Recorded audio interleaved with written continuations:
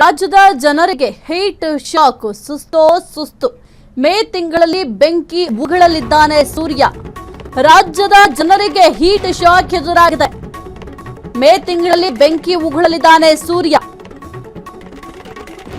ಮುಂದಿನ ತಿಂಗಳು ಏರುಗತಿಯಲ್ಲೇ ಇರಲಿದೆ ತಾಪಮಾನ. ರಾಜ್ಯದ ಜನರಿಗೆ ಈಗ ಹೀಟ್ ಶಾಕ್. ಮೇ ತಿಂಗಳಲ್ಲಿ ಬೆಂಕಿಯನ್ನ ಉಗುಳಲಿದ್ದಾನೆ ಸೂರ್ಯ.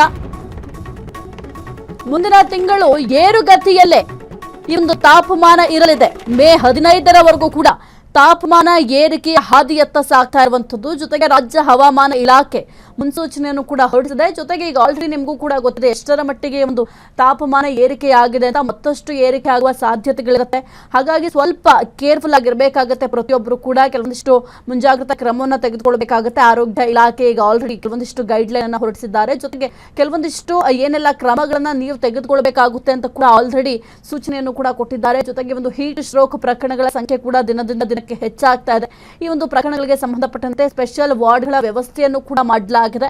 ಜೊತೆಗೆ ನೀವು ಕೂಡ ಪ್ರಿಕಾಷನ್ ಅನ್ನು ತೆಗೆದುಕೊಳ್ಬೇಕಾಗುತ್ತೆ. ಇನ್ನೂ ಈ ಒಂದು ತಾಪಮಾನ ಹೆಚ್ಚಿಗೆ ಆಗುವ ಸಾಧ್ಯತೆಗಳಿರುತ್ತೆ ಅಂತ ರಾಜ್ಯ ಹವಾಮಾನ ಇಲಾಖೆ ಈಗ ಮುನ್ಸೂಚನೆ ಕೂಡ ಕೊಟ್ಟಿದೆ. ಮೇ 15ರವರೆಗೂ ಕೂಡ ಈ ಒಂದು ತಾಪಮಾನ ಏರಿಕೆಯತ್ತ ಸಾಗುತ್ತೆ. ಇನ್ಯಾವುದೇ ರೀತಿಯ ತಾಪಮಾನ ಕಡಿಮೆ ಆಗುತ್ತೆ ಅನ್ನೋ ಅಂದಾಜನ್ನು ಯಾರು ಕೂಡ ಇರಿಸ್ಕೊಳ್ಬೇಡಿ. ಯಾಕೆಂತಂದ್ರೆ ಇನ್ನೂ ಕೂಡ ಹೆಚ್ಚಾಗೋ ಚಾನ್ಸಸ್ ಇರುತ್ತೆ. ಹಾಗಾಗಿ ನಿಮಗೆ ಬೇಕಾದಂತ ಸುರಕ್ಷಿತ ಕ್ರಮಗಳನ್ನ ನೀವು ತೆಗೆದುಕೊಳ್ಬೇಕಾಗುತ್ತೆ.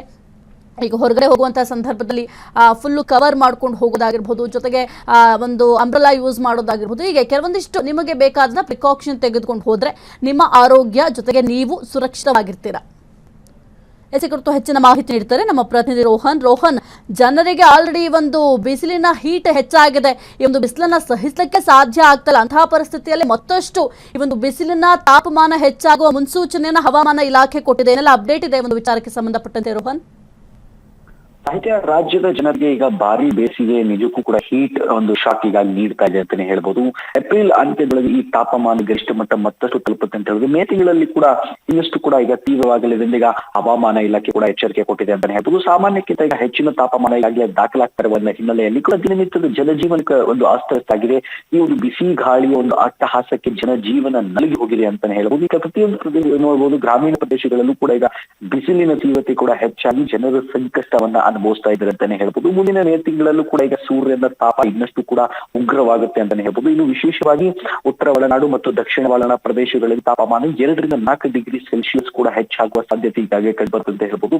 ಮಧ್ಯಾಹ್ನ ವೇಳೆಯಲ್ಲಿ ಹೊರಗೆ ಹೋಗುವುದು ತುಂಬಾ ಕಷ್ಟವಾಗಿದೆ ಅಂತ ಹೇಳ್ಬೋದು. ಇನ್ನು ಜನರ ಮುನ್ನೆಚ್ಚರಿಕೆ ಕ್ರಮಗಳನ್ನು ಕೈಗೊಳ್ಳುವಂತೆ ಈಗ ಕೆಲವೊಂದಿಷ್ಟು ಆರೋಗ್ಯ ಇಲಾಖೆಯ ಒಂದು ಅಧಿಕಾರಿಗಳು ಕೂಡ ಸೂಚನೆ ಕೊಟ್ಟಿದ್ದಾರೆ ಅಂತ ಹೇಳ್ಬೋದು. ಹೀಟ್ ಪರಿಸ್ಥಿತಿ ಉಂಟಾಗುವ ಸಾಧ್ಯತೆ ಈಗಾಗಲೇ ದಟ್ಟವಾಗಿ ಇರೋದ್ರಿಂದ ಆರೋಗ್ಯದ ಮೇಲೆ ಪರಿಣಾಮ ಬೀಳೋದು ಗ್ಯಾರಂಟಿ ಅಂತಾನೆ ಹೇಳ್ಬೋದು. ಹವಾಮಾನ ಇಲಾಖೆಯ ಎಸ್ ಪಾಟೀಲ್ ಅವರು ಕೂಡ ಕೊಟ್ಟಿರ್ತಕ್ಕಂಥ ಮಾಹಿತಿಯ ಪ್ರಕಾರ ಮೇ 15ರವರೆಗೂ ಕೂಡ ರಾಜ್ಯದ ಒಂದು ತಾಪಮಾನ ಏರಿಕೆ ಒಂದು ಪ್ರವೃತ್ತಿ ಕೂಡ ಮುಂದುವರಿಯುತ್ತೆ ಅಂತಾನೆ ಹೇಳ್ಬೋದು. ಈ ಒಂದು ಅವಧಿಯಲ್ಲಿ ಕೂಡ ಸಾಧ್ಯವಾದಷ್ಟು ಕೂಡ ಒಳ ಹವಾಮಾನ ಮುಂದುವರಿಯುತ್ತೆ ಅಂತ ಹೇಳೋದು. ಇದರ ಪರಿಣಾಮ ಒಂದು ನೀರಿನ ಅಭಾವ ಮತ್ತು ವಿದ್ಯುತ್ ಬಳಕೆ ಒಂದು ಹೆಚ್ಚಾಗುವ ಸಾಧ್ಯತೆ ಕೂಡ ಒಂದು ವ್ಯಕ್ತವಾಗ್ತದೆ. ಹೀಗಾಗಿ ಸರ್ಕಾರ ಹಾಗೂ ಸ್ಥಳೀಯ ಒಂದು ಆಡಳಿತ ಇದಕ್ಕೆ ಒಂದು ಅಗತ್ಯ ಮುನ್ನೆಚ್ಚರಿಕೆ ಕ್ರಮ ಕೈಗೊಳ್ಳಬೇಕು. ತಮ್ಮ ಜನರ ಒಂದು ಆರೋಗ್ಯದ ಕಡೆ ಹೆಚ್ಚಿನ ಗಮನವನ್ನು ಹರಿಸಬೇಕು. ಮಧ್ಯಾಹ್ನ 12ರಿಂದ 3 ಗಂಟೆವರೆಗೆ ಹೊರಗಡೆ ಹೋಗೋದು ತುಂಬಾ ಕಷ್ಟ. ಆದ್ರೆ ತಪ್ಪಿಸ್ಬೇಕು. ಇದನ್ನ ಏನಾದ್ರೂ ಒಂದು ಹೆಚ್ಚು ನೀರು ಸೇವಿಸುವುದು ಮತ್ತು ತಂಪಾದ ಒಂದು ಆಹಾರವನ್ನ ಸೇವನೆ ಮಾಡೋದು, ಒಂದು ಸೂರ್ಯ ಕಿರಣಗಳಿಂದ ರಕ್ಷಣೆ ಪಡೆದುಕೊಳ್ಳೋದೇ ಮುಖ್ಯ ಅಂತ ಹೇಳೋದು. ವಿಶೇಷವಾಗಿ ಮಕ್ಕಳು, ವೃದ್ಧರು, ವಯಸ್ಸಾದಂತವರು ಎಲ್ಲರೂ ಕೂಡ ಹೊರಗಿನ ಕೆಲಸ ಮಾಡೋರು ಕೂಡ ಹೆಚ್ಚಿನ ಜಾಗೃತಿ ವಹಿಸಬೇಕಾಗುತ್ತೆ ಅಂತಾನೆ ಹೇಳ್ಬೋದು. ಸಾಹಿತ್ಯ, ವೈದ್ಯರು ಸಲಹೆ ಮತ್ತು ಇವೆಲ್ಲ ನೋಡಿದ್ರೆ ಬೇಸಿಗೆ ಇನ್ನು ಕಠಿಣ ಪರಿಸ್ಥಿತಿ ಮುಂದುವರಿಯುತ್ತಂತಾನೆ ಹೇಳ್ಬೋದು. ಸಾಹಿತ್ಯ ರೋಹನ್, ಈಗ ಮುಖ್ಯವಾಗಿ ಸರ್ಕಾರ ಕೂಡ ಇದಕ್ಕೆ ಪ್ರಿಪೇರ್ ಆಗ್ಬೇಕಾಗುತ್ತೆ. ಜನಸಾಮಾನ್ಯರು ಕೆಲವೊಂದಿಷ್ಟು ತಯಾರಿಗಳನ್ನ ಯಾವ ರೀತಿ ಮಾಡ್ಕೊಳ್ಬೇಕಾಗುತ್ತೆ, ಅದೇ ರೀತಿಯಲ್ಲಿ ಕೂಡ ಸರ್ಕಾರ ಕೂಡ ಕೆಲವೊಂದಿಷ್ಟು ತಯಾರಿಗಳನ್ನ ಮಾಡ್ಕೊಳ್ಬೇಕಾಗುತ್ತೆ. ಇದನ್ನ ಫೇಸ್ ಮಾಡ್ಲಿಕ್ಕೆ ಸರ್ಕಾರ ಯಾವ ರೀತಿ ಸಿದ್ಧತೆ ಮಾಡ್ಕೊಂಡಿದೆ ರೋಹನ್? ಈಗಾಗಲೇ ಆರೋಗ್ಯ ಇಲಾಖೆಯು ಕೂಡ ಇದನ್ನ ಗಮನದಲ್ಲಿ ಇಟ್ಕೊಂಡು ದಿನೇಶ್ ಗುಂಡೂರಾವ್ ಅವರು ಕೂಡ ಕೆಲವೊಂದಿಷ್ಟು ಸೂಚನೆಗಳನ್ನು ಈಗಾಗಲೇ ಕೊಟ್ಟಿದ್ದಾರೆ.